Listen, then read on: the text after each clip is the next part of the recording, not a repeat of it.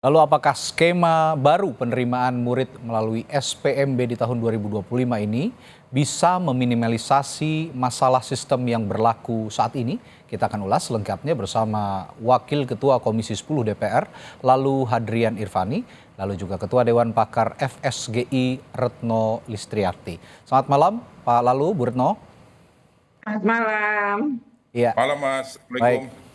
Kita bahas lagi di Jumat ini soal SPMD dan perubahan dari PPDB. Saya ke Pak Lalu dulu. Mendiknasmen mengungkap sistem akan lebih fleksibel katanya di daerah terutama. Respons Anda di Komisi 10 bagaimana? Seperti apa? Dan ada catatankah dari sistem yang sudah bergulir saat ini? Baik, terima kasih. Jadi memang yang konsep SPMB ini sudah dikomunikasikan dan didiskusikan dengan kami di Komisi 10. Ada penekanan-penekanan yang kami sampaikan, terutama ketika melibatkan pemerintah daerah. Ya otomatis karena memang sasarannya adalah SD, SMP, SMA, maka tentu itu merupakan wilayah kerja dari pemerintah daerah. Nah, terutama yang domisili yang merupakan pengganti dari zonasi. Nah, ini kan pentingnya melibatkan pemerintah daerah, dalam hal ini Dinas Pendidikan. Ya. Ya tidak hanya Dinas Pendidikan kalau menurut kami, karena ini memang harus berkoordinasi juga dengan dinas yang menangani tentang tata letak wilayah atau tata ruang yang ada di situ. Karena di situ kan akan melihat atau memetakan antara jarak sekolah dengan jarak rumah calon siswa tersebut. Nah, ini tidak boleh ada permainan, sehingga kami berharap dari Komisi 10 berharap agar pemerintah daerah ini juga melibatkan DPRD provinsi maupun DPRD kabupaten kota dalam hal pengawasan. Ya. Nah, pengawasan ini harus kita betul-betul laksanakan dengan baik, sehingga kecurangan-kecurangan yang dulu menjadi persoalan di PPDB itu tidak akan terulang kembali di formula baru yang namanya SPMB ini. Oke. Gitu, Mas. Sebentar, Pak Lalu, saya menggarisbawahi kalimat yang Anda utarakan tadi. Tidak boleh ada permainan. Kita tegaskan saja, permainan adalah pungli maksud Bapak? Atau ada hal lain? Ya, PPDB kemarin dalam evaluasinya kan ada macam-macam persoalan lah. Salah satunya adalah manipulasi data kependudukan. Oke. Nah, itu tidak boleh lagi terjadi. Apalagi sekarang kan tidak menggunakan KK, ini menggunakan jarak rumah dengan sekolah. Ya. Nah, oleh sebab itu, ini kan rawan juga terjadi manipulasi jarak. Nah, sehingga penting kiranya sangat kita perhatikan kepada pemerintah daerah, pengawasan ini harus betul-betul dilakukan. Oke. Kalau Oke. urusan pungli dan sebagainya, ya kami tidak terlalu jauh masuk Oke. ke arah sana. Tapi yang jelas, persoalan-persoalan yang terjadi kemarin yang sangat jelas dan diberitakan di media massa adalah adanya manipulasi data kependudukan. Oke. Nah, tapi yang ingin saya tekankan, dari sistem ke sistem yang berubah, dari rezim ke rezim, dari tahun ke tahun, yang banyak perubahan itu, selalu ada saja celah untuk pungli itu tadi ya. Kalau tadi sebelumnya Pak Lalu bilang manipulasi data kependudukan, belum lagi jual beli kursi, nanti kalau sekarang diterapkan domisili katanya manipulasi jarak. Sampai kapan sih manipulasi-manipulasi ini bisa dieliminir begitu kira-kira, dieliminasi Pak Lalu? Ya, inilah pentingnya sosialisasi yang harus segera dilakukan oleh Kementerian Pendidikan Dasar dan Menengah. Kementerian Pendidikan Dasar dan Menengah ketika sudah menetapkan SPMB ini sebagai kebijakan baru dalam pelaksanaan rekrutmen siswa atau siswi baru di tahun 2025 ini, maka tentu harus segera mengundang pemerintah daerah, mengundang seluruh stakeholder pendidikan dalam rangka mensosialisasikan ini. Nah, terkait dengan kecurangan-kecurangan yang terjadi, disitulah harus dibahas agar tidak sampai terulang lagi kesalahan-kesalahan yang merupakan penyebab kenapa PPDB ini diganti menjadi SPMB. Kalau kesalahan-kesalahan itu terus terulang lagi, ya sama saja dengan PPDB yang sebelumnya, kan seperti itu. Itu dia. Ganti menteri, ganti lagi sistem rekrutan siswa baru begitu. Ini saya tanyakan juga ke Bu Retno. Kalau begitu ini jangan-jangan hanya cuman ingin ganti legacy aja gitu kan, dari menteri ke menteri perubahan lagi. Jangan-jangan hanya cuman itu, karena substansinya seperti tidak ada yang secara krusial berubah benar secara signifikan untuk ya setidaknya ke arah yang lebih positif, lebih baik begitu. Karena celahnya akan ada saja.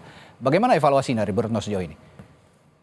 Iya, pertama kalau membaca yang katanya sudah disetujui oleh Presiden ya, Oke, itu sih sebenarnya hanya kutak-kutik kuota ya. ya. Jadi artinya kuota yang prinsipnya kuota yang dulu bernama jalur zonasi yang sekarang bernama domisili dikurangi gitu. Hmm. Dikurangi itu di level SMP misalnya berkurang 10% kan, jadi 40.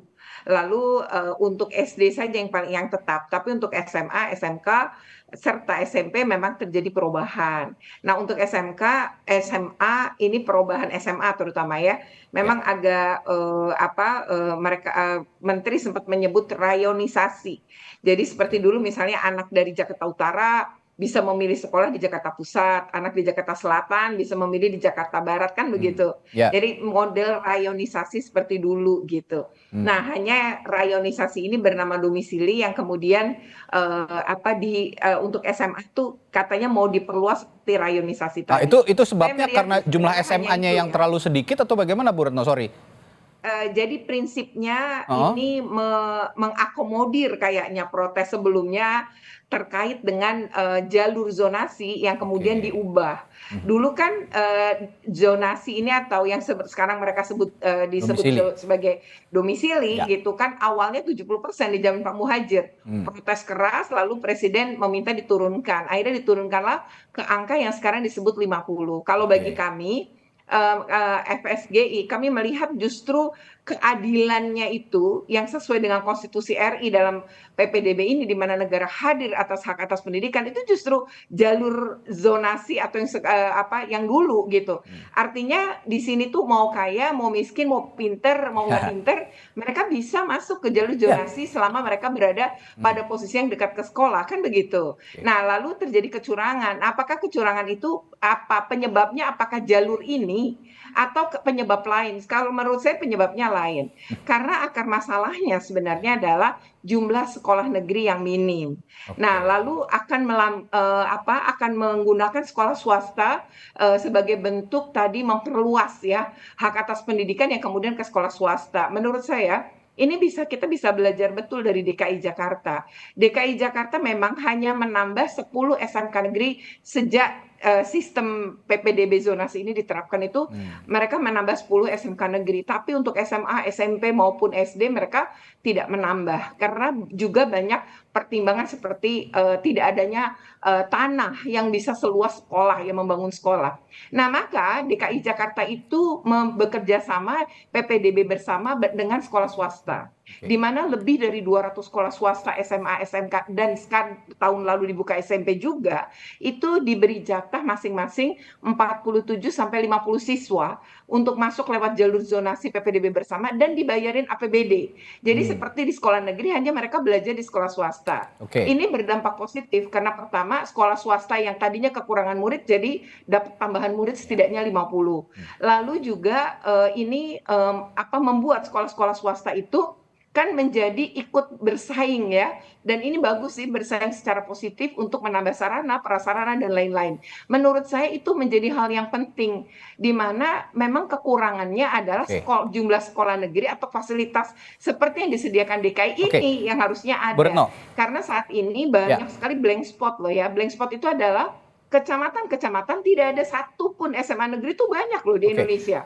Jadi kalau udah dipetakan dan jumlahnya luar biasa banyak Oke. di DKI pun banyak, makanya Tapi, DKI ya. menerapkan wilayah-wilayah blank spot ini jadi PPDB bersama dengan sekolah swasta. Oke, begini Bu Retno, tapi begini, PPDB bersama, oke lah.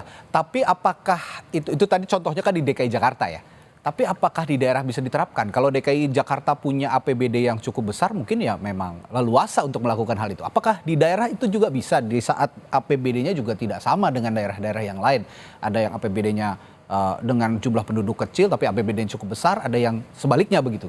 Kira-kira kalau di daerah akan kompatibel nggak? Seperti itu. Ya, yang pertama banyak daerah yang sebenarnya APBD-nya besar. Mereka bisa kok ngelakuin sebenarnya nih ya. Hmm, Lalu di daerah-daerah yang APBD-nya kecil, misalnya nih, mereka oke. mungkin menurut saya untuk APBD yang ini nambah sekolah negeri aja. Memang menambah sekolah negeri misalnya satu kecamatan yang nggak ada itu didirikanlah satu. Nah, emang kan dampak bikin sekolah tuh besar. Pertama, ya tadi hak atas pendidikan bisa terpenuhi, tapi kan harus ada guru, Itu harus dia. ada TU selain membangun gedung kan.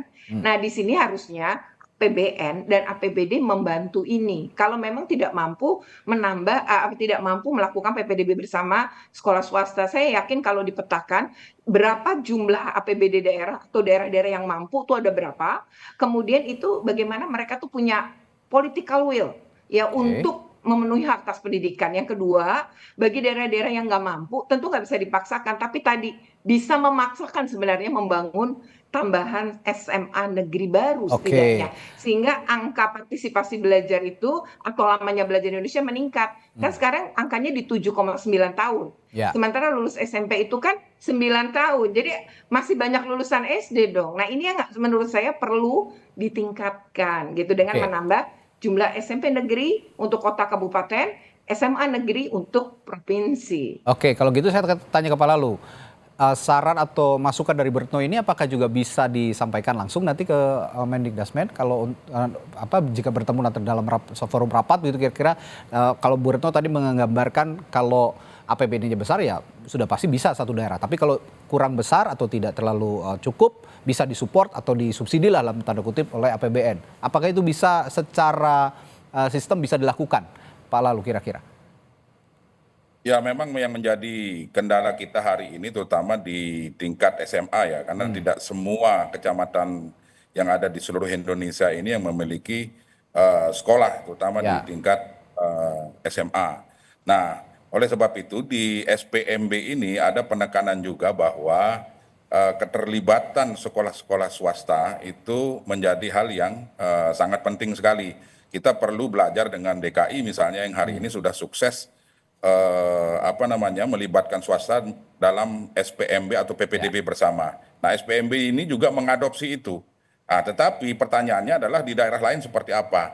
Kemudian dalam rapat kemarin dengan Mendikbudrismen beserta seluruh jajaran bahwa kami juga mengusulkan bagaimana caranya agar hari ini di wilayah-wilayah yang terutama di kecamatan-kecamatan yang belum memiliki sekolah atau SMA agar segera dibangun SMA negeri yang baru. ya. Karena kadang mindset atau cara berpikir masyarakat kita terutama di wilayah-wilayah atau di luar kota-kota besar ini, ya mereka lebih berpikir bahwa di sekolah negeri lah yang paling pas untuk menyekolahkan putra-putri mereka. Tetapi yang menjadi kendala kita hari ini adalah anggaran untuk membangun sekolah baru ini kan tidak sedikit. Itu tadi. Kemudian sementara kebutuhan kita banyak. Kemudian yang perlu diperhatikan juga kawasan timur Indonesia. Sehingga kami di Komisi 10 DPR RI hari ini sedang mendorong agar mandatory spending 20% APBN maupun APBD untuk pendidikan itu benar-benar harus dilaksanakan untuk pendidikan, Hmm. untuk pemerataan sarana dan prasarana, untuk peningkatan mutu dan kualitas dari guru maupun Ya, siswa didik kita. oke. Nah, itu yang harus kita lakukan dalam Kalau rangka mengatasi hal-hal ya, yang disampaikan oleh Bu Retno tadi gitu. ya kalau bicara mandatory spending ya belum lagi program-program prioritas pemerintahannya Pak Prabowo yang lain karena ini juga Iya, menyerat apa ya, menyedot anggaran yang cukup besar juga di satu iya sisi betul. pendidikan juga penting begitu Pak Lalu. Tapi Iya. ini singkat Pak Lalu ya, ini saya punya pertanyaan singkat saja mau dijawab. Hampir setiap rezim pemerintah ini mengganti-ganti sistem untuk yang established dorongan untuk pemerintah mencetak blueprint lah untuk jangka panjang supaya nggak bingung setiap tahun setiap rezim ganti apa namanya ganti kebijakan. Gimana DPR bisa mendorong hal itu? Pak Lalu? Baik, sepertinya ada kendala teknis dengan Pak Lalu. Jadi saya akan tanyakan lain waktu sepertinya. Ya. Pak Lalu mohon maaf, sepertinya waktu sudah habis dan ada kendala teknis dari apa namanya sambungan virtual Anda.